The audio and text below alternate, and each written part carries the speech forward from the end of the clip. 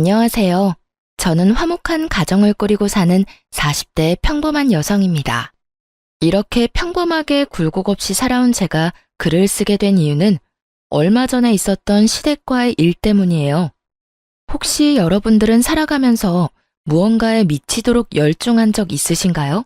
저는 결혼 전에는 향수를 그렇게 많이 모았었어요. 비싸고 싼 거 가리지 않고 그 향수를 쓰지도 않을 거면서 병을 모으기도 했죠. 그것도 결혼을 하면서 다 내려놓게 됐지만요. 애가 생기고서는 애 후각에 영향이 미칠까봐 쓰지도 않게 되더라고요. 게다가 괜히 사치를 부리는 것 같아서 그만두게 된 것도 있죠.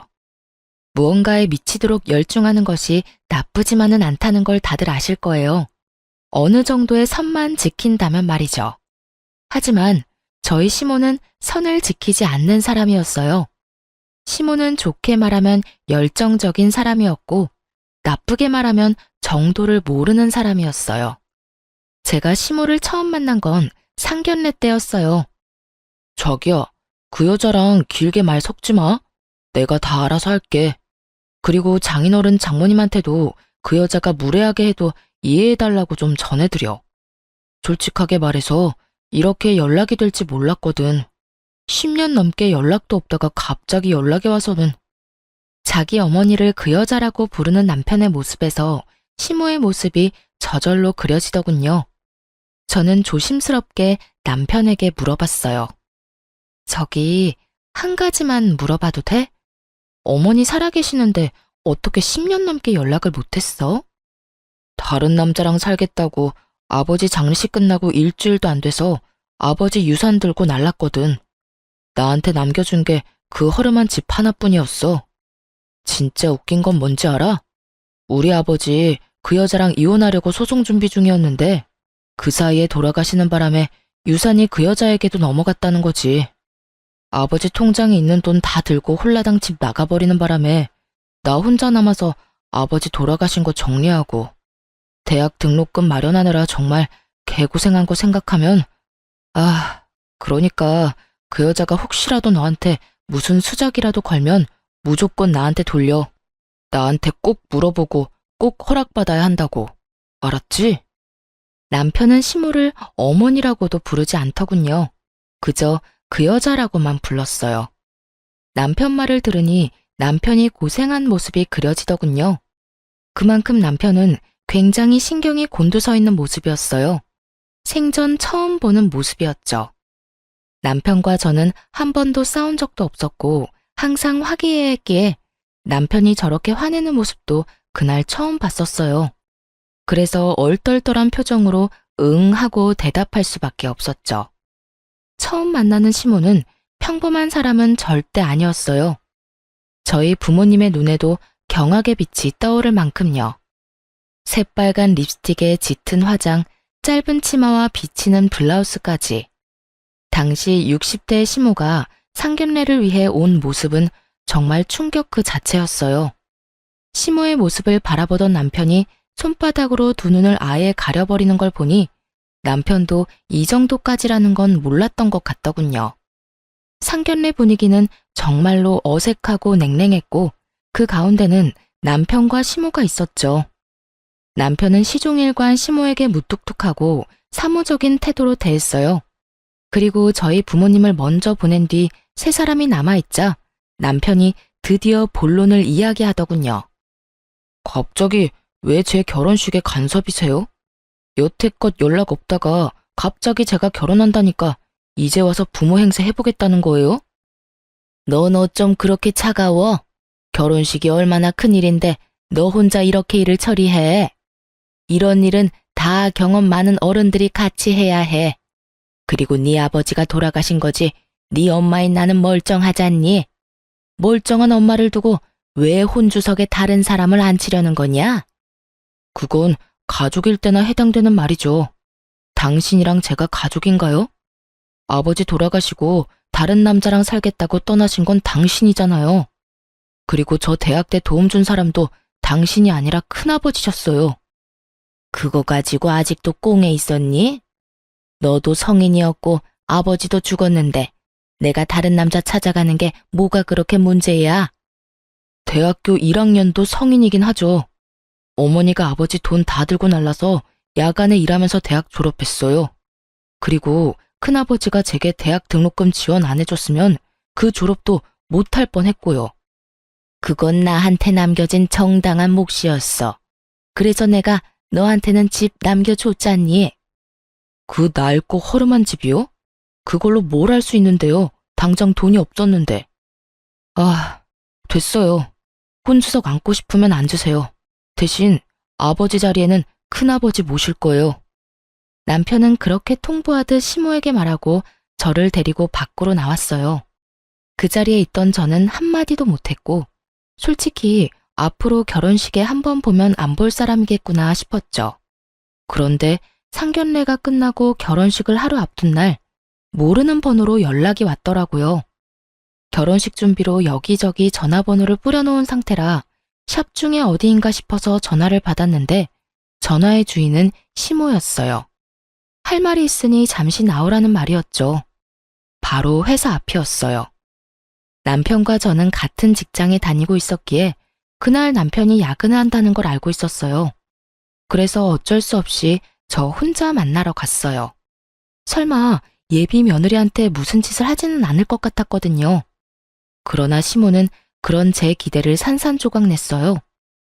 아가씨, 결혼을 하면 오고 가는 게 있어야 하는 거 아닐까? 내가 우리 아들이랑 연락을 오래 하고 있지 않았다 해도 내 권리가 사라진 건 아니잖아. 아가씨는 그렇게 생각 안 해? 난 못해도 1,000만 원 정도는 받아야 된다고 생각하는데. 처음부터 아주 세게 밀고 들어오더라고요. 그것도 반말로 말이죠. 저는 가게에 들어올 때 이미 남편에게 문자를 보내놓은 상태였어요. 죄송하지만 그건 제 마음대로 할 수 있는 부분이 아니라서요. 이미 남편이랑 저희 가족은 예단 예물 없이 하기로 했고요. 아니 아가씨, 말 웃기게 하네. 아가씨네 가족하고 이야기만 다 되면 끝이야. 나도 곧 가족 될 사람이야. 당연히 나한테도 물어봐야 할 일이지. 그걸 자기들끼리 이야기해놓고 끝이라고 하는 게 웃기지. 그래서 돈 안 주겠다는 이야기야?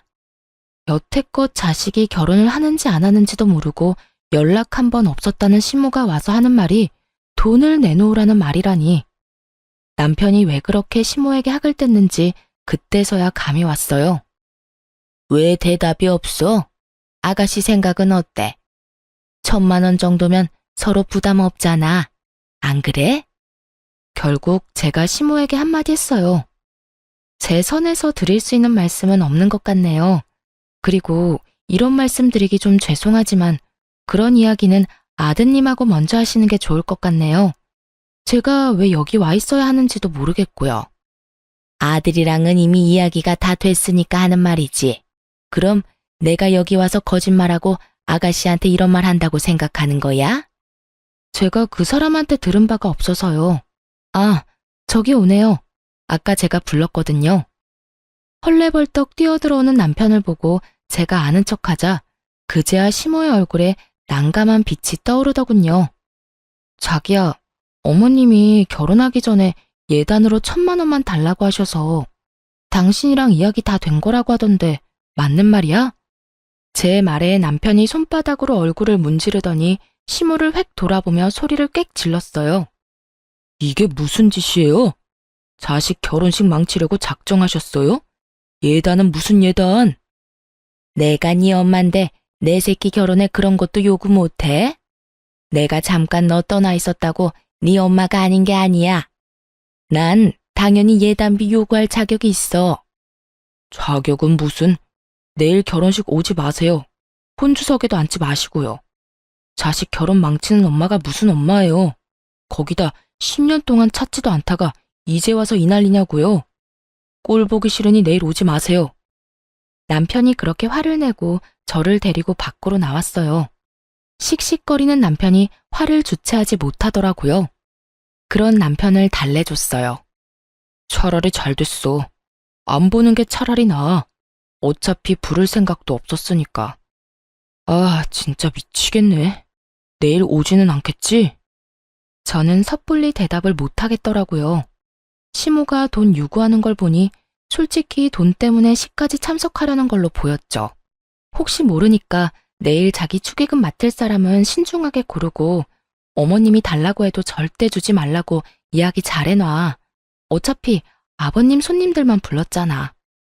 남편도 그렇게 생각했는지 부랴부랴 연락을 하더군요. 그렇게 저희의 아슬아슬한 결혼식이 시작됐어요. 신랑 측 혼주석에는 남편의 큰아버지 내외가 앉게 됐어요. 저와 남편은 웃고 있지만 눈으로는 내내 시모가 있지는 않을까 두리번거리고 있었어요.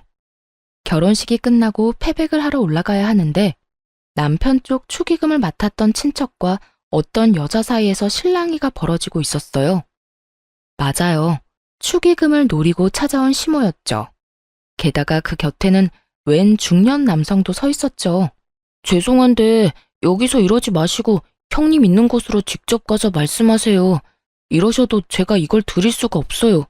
받아야 할 사람이 주지 말라고 했는데. 아니, 걔가 내 자식인데 왜 못 받아? 내가 아들한테 직접 갖다 주겠다니까. 결국 시모가 축의금 가방에 눈독을 들인 모양이었어요. 저와 함께 패백실로 가려던 남편이 그 모습을 보고 화가 가득한 얼굴로 찾아갔죠. 지금 뭐 하시는 거예요? 아들, 내가 너 결혼식에 돈 한 푼 안 받고 어떻게 가? 너하고 요 몇 년간 연락 없이 지냈대도 내가 네 어미잖아. 맞는 말이야. 자네 엄마가 얼마나 힘들게 산 줄 아는가? 게다가 여자 혼자 애 키우려면 얼마나 힘이 드는데 젊은 총각이 그러면 안 되지. 고생한 어머니 생각해서라도 축의금은 어머니한테 드려야 맞는 거고. 결혼식이 본인 결혼식이 아니야. 다 부모가 뿌린 대로 돌아오는 게 결혼식이지. 뜬금없이 시모 곁에 서 있던 중년 남성이 그런 말을 하더군요. 시모와 연배가 비슷해 보였는데 마치 자기 일처럼 시모를 두둔하고 나서더군요. 저희 집안 사정 모르시면 가만히 계세요. 당신이 뭔데 다 아는 것처럼 떠들어? 예, 너 무슨 말버릇이? 네 새아빠 될 사람이야. 말 똑바로 하거라. 그렇지 않아도 오늘 혼주석에 네 새아빠 될 사람 앉히려고 했는데 왜 저 사람들 불렀어? 너한테 가족은 나야 나. 새아빠는 무슨? 아들 결혼식에 와서 축의금 가지고 난리치는 게 가족이에요? 제가 연락할 때는 피해 다니더니 갑자기 연락한 게 다 이것 때문이었어요. 어머니 몫은 없어요.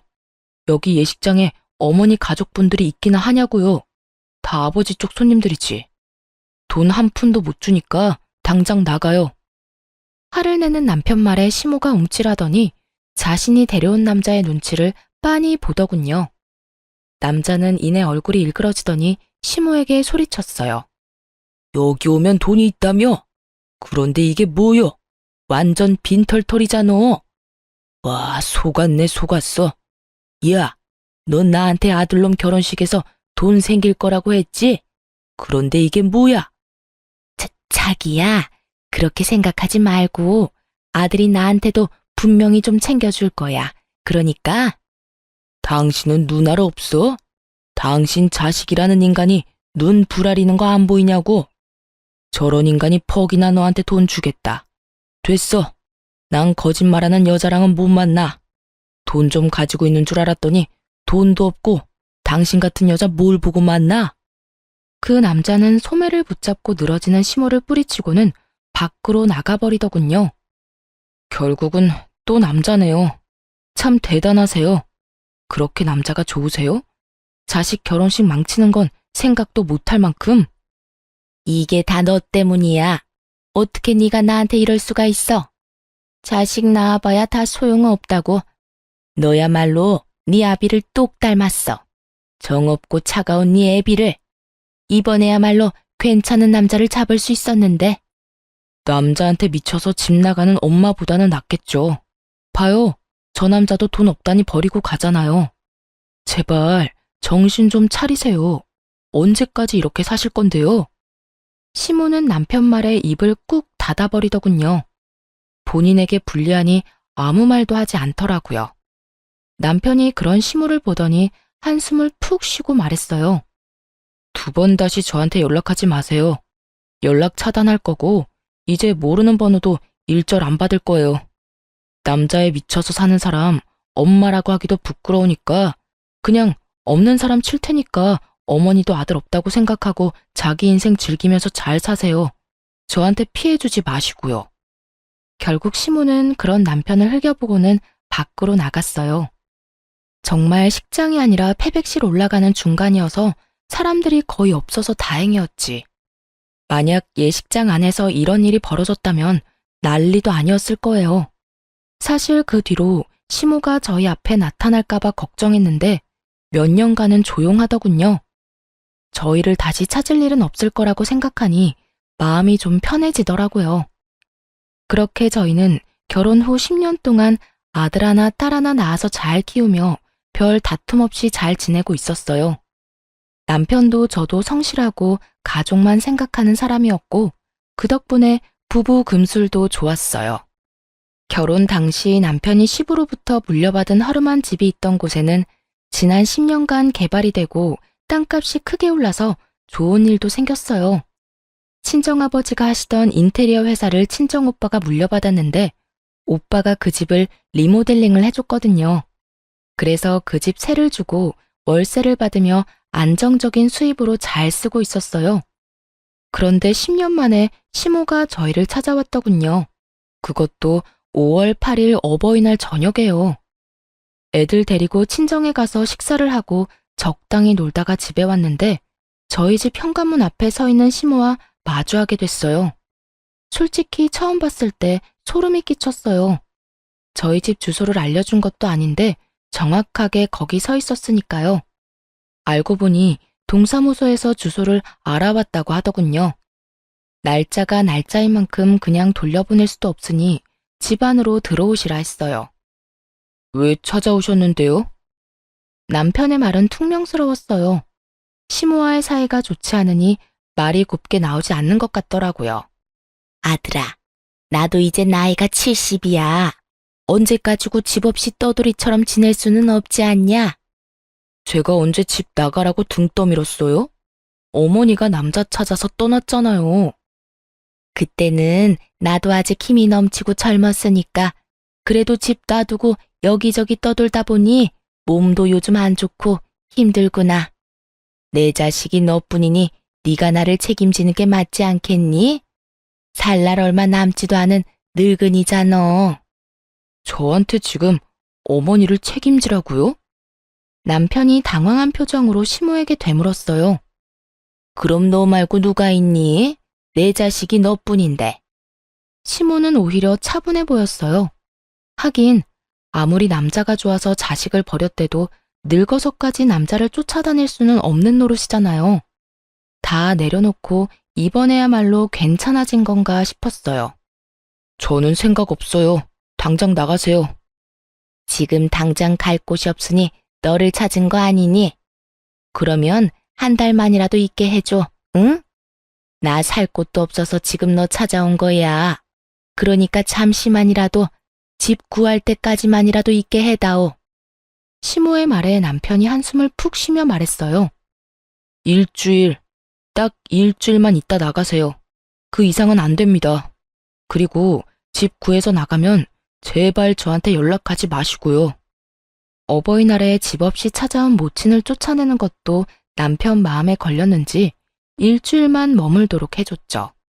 저는 시모가 마음을 고쳐먹었다면 집이라도 얻어들여야 하는 건 아닌가 마음속으로 생각하고 있었는데 그 다음날 그 생각이 쑥 들어가 버릴 일이 생겼어요. 저녁 7시쯤 일을 하고 집에 돌아왔더니 현관에 웬 남자 신발이 있더라고요. 남편 것이 아니라서 손님이 왔나 싶어 들어갔는데 웬 70대 할아버지가 시모와 나란히 앉아 소주를 마시며 TV를 보고 있는 게 아니겠어요? 제가 더 놀란 건 그 남자분이 흰 네이에 파자마 바지를 걸친 아주 편안한 복장이었기 때문이었어요. 저는 깜짝 놀라 시모에게 물었죠. 어머님, 저 왔어요. 그런데 옆에 계신 분은 누구세요? 아, 애미 왔냐? 네 시아버지 되실 분이다. 내가 너희한테 여기서 사는 거 허락 맡으면 같이 살기로 했거든. 시모의 그 말에 제가 기가 막혀서 말이 다 안 나오더라고요. 혼자 오시는 거니까 여기서 묵으라고 한 거였고 일주일만 있다가 가시기로 했으면서 말로는 우리 집에서 계속 사는 것처럼 말하더라고요. 어머님, 혹시나 해서 물어보는데 애기 아빠도 그분이랑 같이 사는 거 알고 있는 거 맞나요? 내가 차차 말할 생각이었어. 어차피 너희는 낮에 다 일하러 가잖니. 그리고 너희 들어올 때쯤에는 우리는 자고 있으니까 그게 힘든 일도 아니지 않니? 그냥 삼시세끼 밥만 먹도록 네가 해주면 되지. 안 그러니? 하고 싶은 말은 수백 가지였지만 꾹 참았어요. 남편이 오면 해결되리라 생각했거든요. 그리고 역시나 집에 돌아온 남편이 낯선 노인의 정체를 알고는 결국 터져버렸어요. 어머니, 이게 지금 뭐 하는 짓입니까? 그럼 어떡하니? 넌 결혼할 사람을 그냥 내쫓으라는 말이니? 정 같이 살고 싶으면 저 사람 자식들하고 살면 되잖아요. 왜 저예요? 저 사람 자식 없어. 나한테도 자식은 너 하나뿐이고.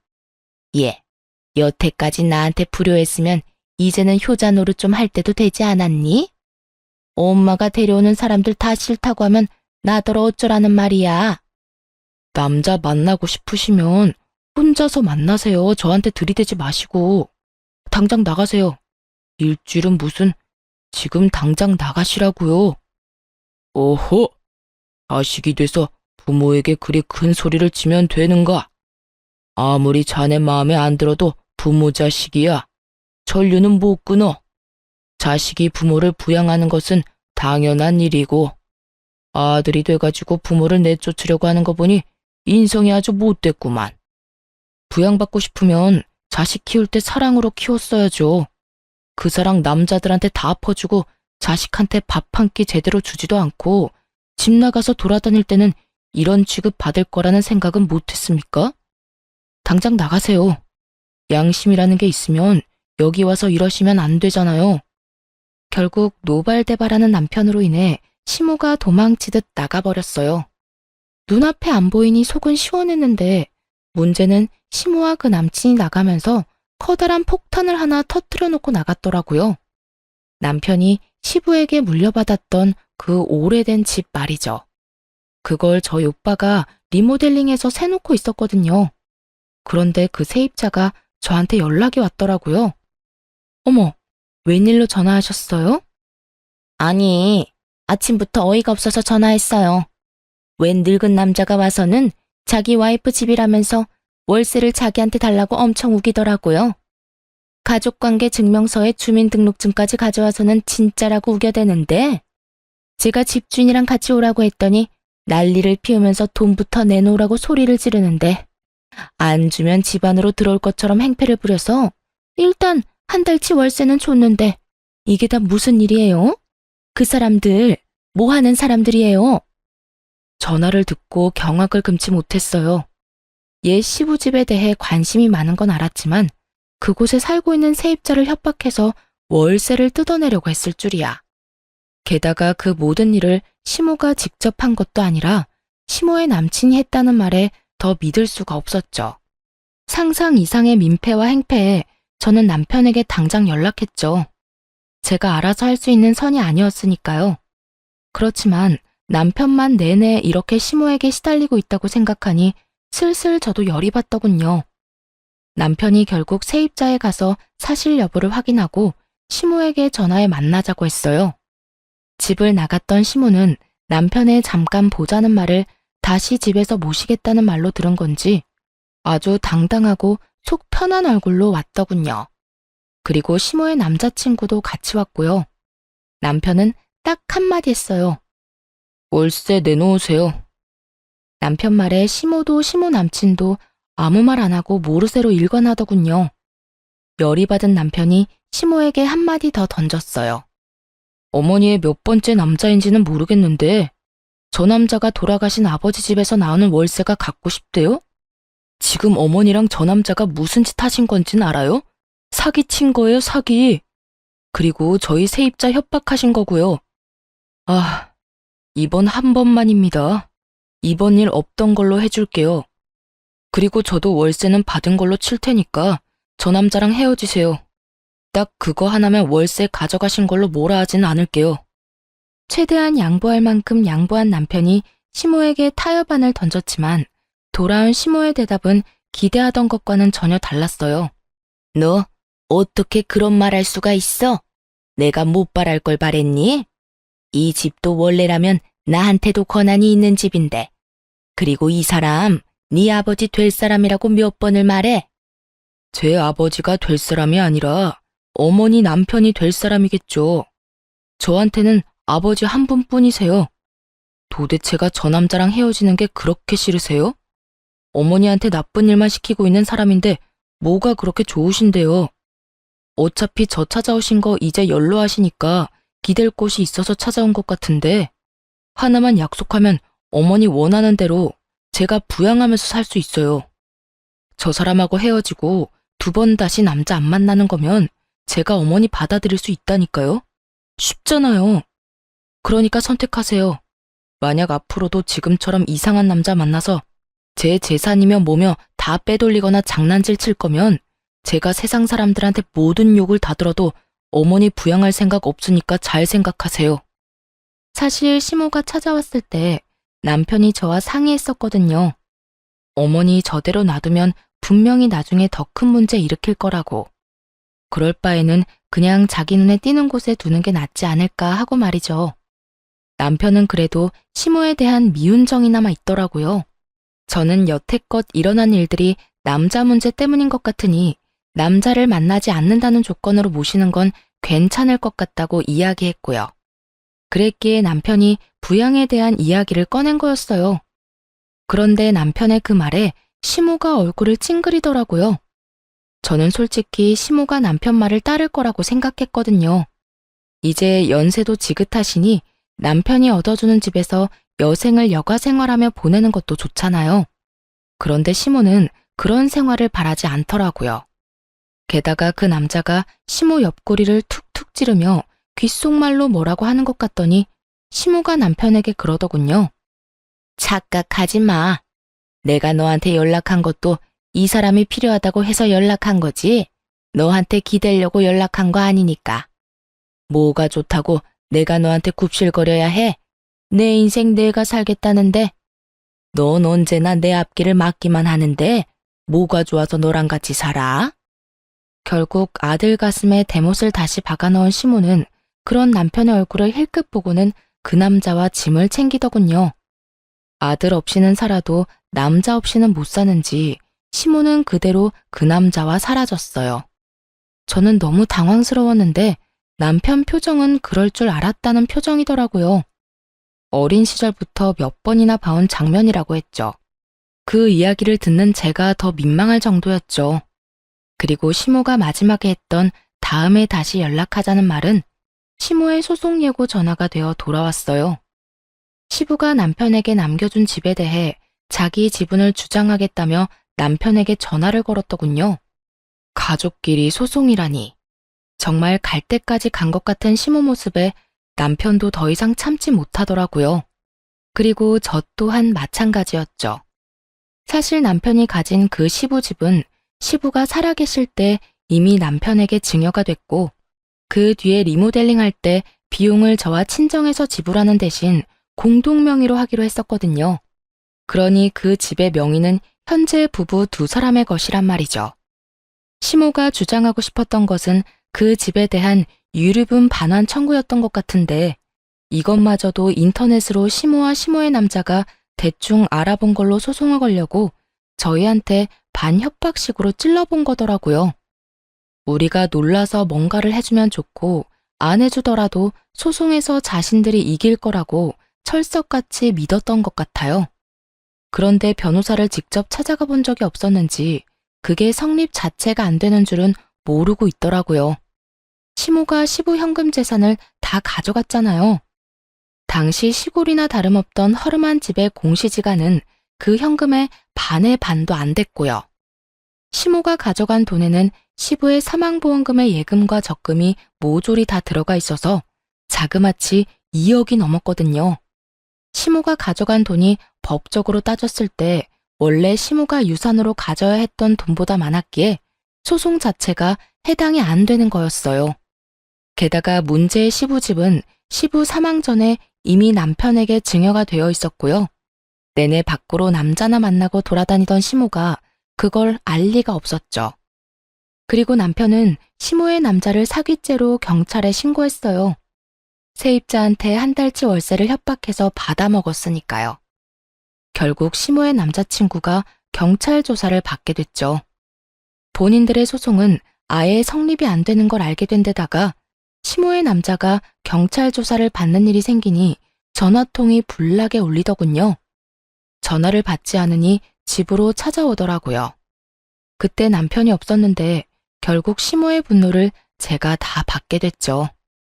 야, 네가 우리 아들 네 입맛대로 만드는 거지? 애가 착해서 나한테 싫다는 소리 한 번을 안 했는데 너랑 결혼한다고 했을 때부터 나를 업신여기고 내 말에 톡까지 달고 말도 아니야. 네가 그랬지? 너 때문에 내가 지금 어떤 꼴인지 알아? 그때 결혼식 때 만나던 남자도 축의금 좀 나눠줬으면 헤어질 일도 없었어. 이번에도 마찬가지야. 네가 뭔데 우리 남편 집에 공동명의로 되어 있어? 우리 아들 꼬드겨서 해달라고 한 거지, 이 나쁜 거사. 왜 저한테 화를 내세요? 그렇게 말하면 어머님이 만나던 남자들이 이상한 거죠. 그리고 공동명의도 왜 그렇게 했는지 모르시나 본데 그 집 리모델링 돈 안 받고 해준 게 저희 집이에요. 월세 받을 목적으로 그렇게 했고 대신 공동명의 해달라고 한 거고요. 그 월세 가지고 싶으시면 리모델링에 든 비용 지금 주실래요? 아니면 그 집 돈 주고 사서 월세 가져가시면 되죠. 그리고 아버님 돌아가시면서 집에 있는 돈 다 가져가는 바람에 남편이 큰아버지 댁에 신세를 많이 졌다는데 아들한테 남겨주신 것도 없으면서 그것마저 그렇게 빼앗아 가고 싶으세요? 네가 뭔데 나한테 그딴 말 짓거려? 네가 뭘 안다고? 가만 보니 집안에 여자가 잘못 들어와서 이 사단이 난 거야. 네가 우리 아들을 이리저리 조종하고 있는 게 틀림없어. 네가 우리 아들이랑 헤어지면 아들도 나를 다시 받아주겠지. 참 당황스러운 논리를 펼치는데 답이 없더라고요. 그냥 이렇게 말다툼하는 것도 다 소용없다는 생각이 들었어요. 그리고 그때 남편이 집에 들어왔어요. 예, 너 결혼 잘못한 것 같다. 너 나한테 그렇게 못되게 군 거 다 전현 때문이지? 당장 헤어져라. 어디 가운데서 모자 관계를 이간질시키고 있어? 남편은 시모 말에 더 이상 참을 생각 없는지 정색하며 말하더군요. 어머니가 무슨 권리로 제 결혼에 그런 말 하세요? 어머니가 만나는 그 망나니 같은 남자들부터 어떻게 좀 하세요. 너 설마 지금 내 탓하니? 그리고 그 사람이 뭘 그렇게 잘못했는데? 너랑 내가 가족인데 당연히 월세 대신 받아줄 수도 있지. 너는 나보다 그깟 월세가 더 중요하니? 그 사람이 네 아버지 될 사람이라고 이야기했는데도 꼭 그렇게 신고를 해야겠어? 그 말에 남편도 저도 어이가 없어서 순간 말문이 턱 막히더라고요. 월세가 중요했으면 다시 받아주겠다는 말조차 할 필요가 없죠. 그 생각을 전혀 못하더군요. 새삼스레 저 여자가 제가 생각했던 상식의 범주를 넘어섰다는 걸 깨닫게 됐어요. 남편이 그렇게 학을 떼고 싫어하는 이유를 정확하게 알게 됐죠. 자식을 앞에 두고 새로운 남자만 뒤쫓는 시모 모습을 보니 저 사람에게 모성이라는 게 있긴 한가 싶을 정도였어요. 남편이 한 발짝 양보해 주려고 했지만 그 양보마저 발로 차버리고는 만난 지 얼마 되지도 않는 그 사기꾼 같은 남자를 열심히 두둔하고 있는 시모의 모습을 보며 저도 고개를 절레절레 저었어요. 내가 너희 두 사람 때문에 지금 어떤 꼴인지 알기나 해? 그 사람 이번에야말로 나 죽기 전까지 만날 사람이라고 생각했는데 너 때문에 헤어지게 생겼어. 어떻게 책임질 거야? 네가 내 인생 다 망쳐놨잖아. 어머니 인생 망친 건 어머니 자신입니다. 나쁜 짓을 하면 벌을 받는 게 당연하다는 것도 모르세요? 그리고 그런 인간이랑 죽을 때까지 살고 싶은 게 평생 소원이셨어요? 그럼 알겠어요. 그 사람 만나러 가세요. 저는 앞으로 어머니랑 만날 일 없을 겁니다. 어머니가 어린 시절 저랑 아버지 버리고 열심히 새 남자 만나러 간 거 기억하시죠? 여태껏 어머니 정신 차리길 기다렸는데 이제는 더 이상 그러고 싶은 마음 없어요. 앞으로는 무슨 일이 있어도 저 찾지 마세요. 특히 돈 때문에 찾아오지 마시고요. 저도 더 이상 어머니 찾거나 기다릴 일 없을 겁니다. 서로 그렇게 팔자대로 살아요. 저는 어머니 없는 팔자대로, 어머니는 남자 쫓는 팔자대로. 그럼 가세요. 안 나갑니다. 남편은 더 이상 화도 내지 않고 시모를 밖으로 내쫓았어요. 화를 내는 게 차라리 관심이 있는 표현이라고 생각될 정도로 남편 눈에는 감정 자체가 없어 보였어요. 이번에야말로 시모에 대한 정을 다 떼버린 모습이었죠. 하긴 명백히 그 사람이 잘못했는데도 아들보다 만나는 남자 편을 드는 시모를 보면 누구라도 정이 뚝 떨어질 수밖에 없을 거예요. 그런데 몇 주 뒤에 모르는 번호로 전화가 와서 받았더니 시모였어요. 시모가 급히 애처롭게 저한테 매달리더라고요. 아가, 내가 며칠 전에는 참 미안했다. 너한테 서운하게 한 건 나쁜 뜻이 있어서 그런 게 아니야. 그러니 네가 이해 좀 해다오. 무슨 일로 전화하셨어요? 다른 게 아니라 그 사람이랑은 벌써 헤어졌어. 그런데 헤어지고 나니 이제 갈 곳이 없어서 가진 돈도 그 사람한테 다 뺏기고 같이 살던 집도 그 사람이 집 보증금 챙겨서 도망가는 바람에 갈 곳조차 없어. 그러니까 네가 우리 아들 설득 좀 해다오. 나 좀 받아주라고. 그때 나한테 남자 안 만나면 받아준다고 했으니까 네가 잘 좀 이야기해줘봐. 아들이 나한테 실망한 거 충분히 이해해. 그러니 앞으로는 조용히 쥐 죽은 듯 살 테니 한 번만 나 좀 받아달라고 전해줘. 응? 내일이 부탁하마. 매섭게 난리치던 시모가 한순간에 안면몰수하고 이런 요구를 하는 것도 솔직히 받아들이기 어려울 만큼 화가 났죠. 받아주겠다고 했을 때 그냥 받아들였으면 모두에게 편안하고 다행스러울 일이었을 텐데 남자가 좋아서 결국 남자 따라간 사람이 이제와 후회한다고 해봐야 설득력이 떨어지기도 했고요. 분명히 조금이라도 먹고 살만하면 다른 남자를 쫓아갈 가능성도 충분해 보였거든요. 참 대단하시네요. 남자 쫓아서 가실 때는 언제고 또 본인 힘들 때 아들 찾는 거 보니까 제가 더 민망하네요. 아들이 안 받아줄 것 같아서 저한테 연락하신 것 같은데 전 제 남편 생각에 따를 뿐이에요. 얼마 전에도 남편과 이야기했지만 어머니를 받아들일 생각도 없고요. 너희 너무하는구나. 내가 불쌍하지도 않아? 늙어서 고생하는 시어머니 건사하는 게 그렇게나 힘든 일이냐고. 그러면 자식 상대로 소송할 때는 무슨 마음이셨는데요? 부모라는 이유로 받는 걸 당연하게 생각하지 마세요. 남편이 어머님한테 받은 게 상처밖에 없는데 이제 와서 어머니 모시고 살라고 하면 남편이 좋아할 거라고 생각한 거예요? 그러니까 저희 남편이 한 발 양보했을 때 그냥 저희하고 같이 있었으면 이런 일도 없었잖아요. 아들 가슴에 대못 박을 때는 이런 상황 생각도 못했나 보네요. 어찌됐든 저한테 연락하지 마세요. 저는 남편 하자는 대로 할 거예요. 이제 제발 생각 좀 하시면서 사세요. 그렇게 대화를 끝냈는데 그날 저녁 바로 시모가 남편에게 연락을 해왔더라고요. 급하기는 급했나 봐요. 이야기를 들어보니 아예 수중에 돈이 하나도 없는 모양이더라고요. 그러니 부랴부랴 저희 남편에게 와서 매달리더라고요.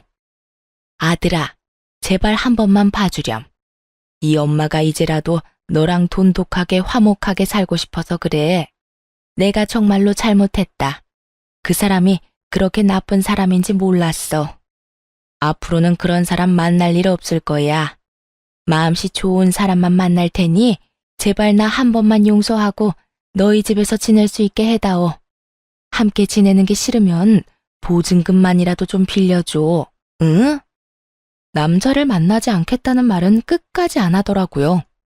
다음부터는 마음씨 좋은 사람을 만나겠다는 말에 남편은 더 허탈했던 것 같아요.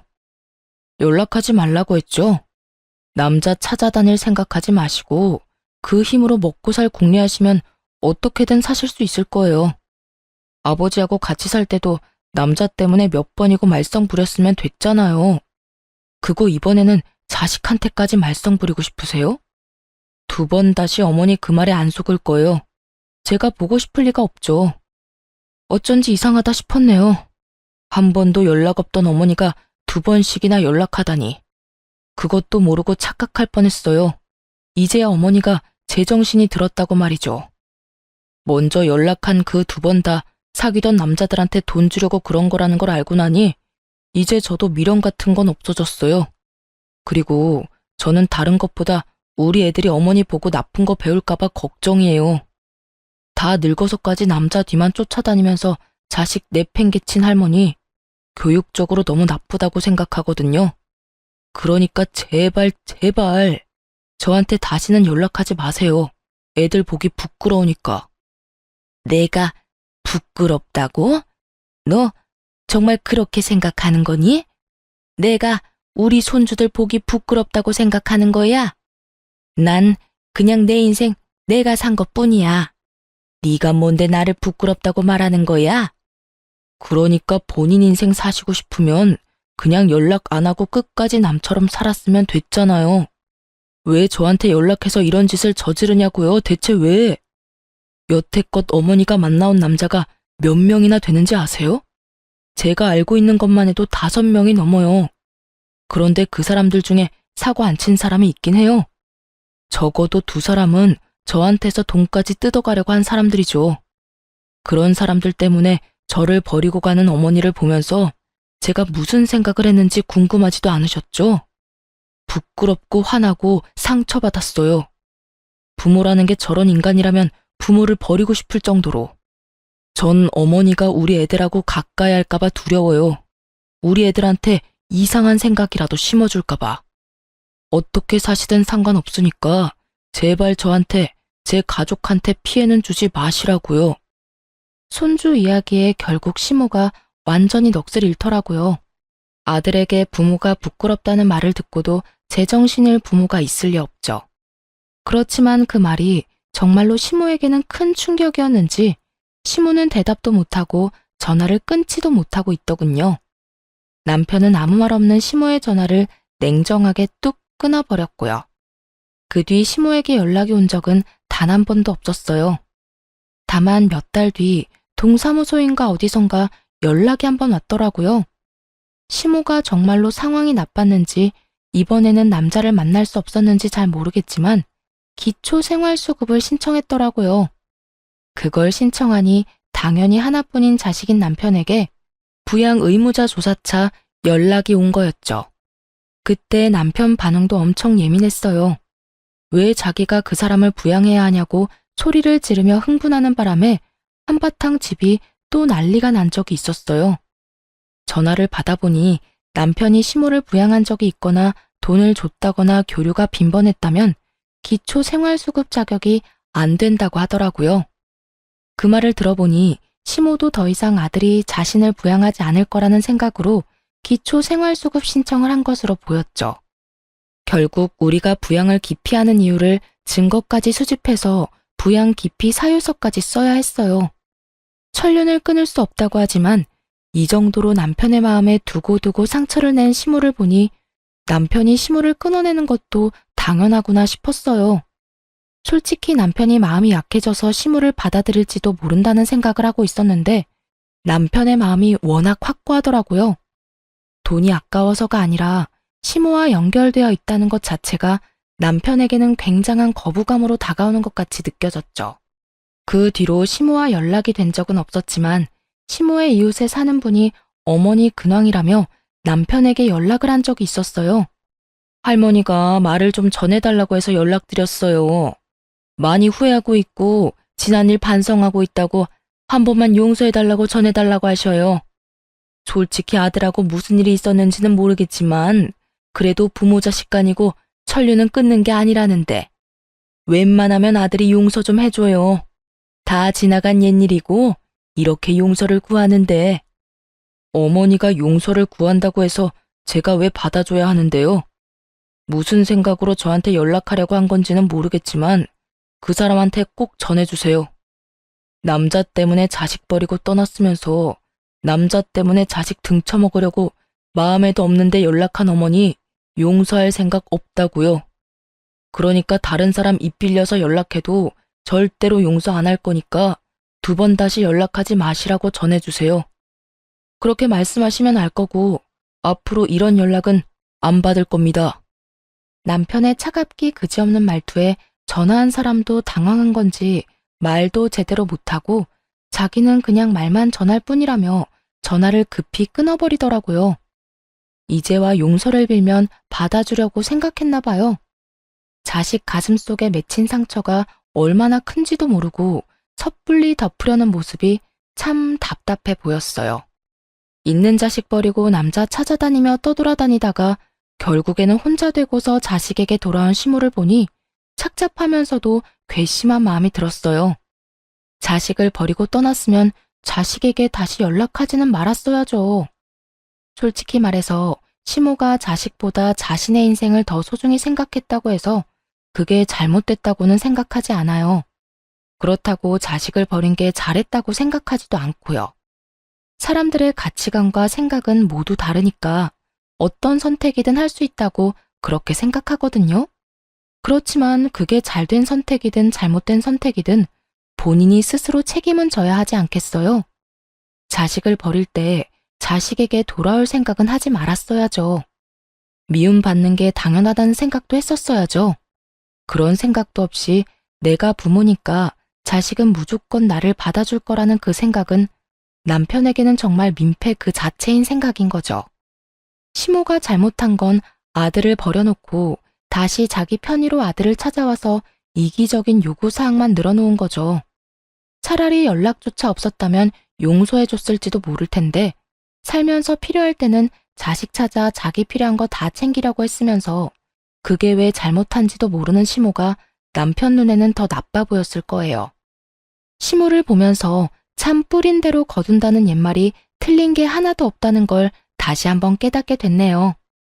지금까지 긴 사연 들어주셔서 감사 인사드립니다.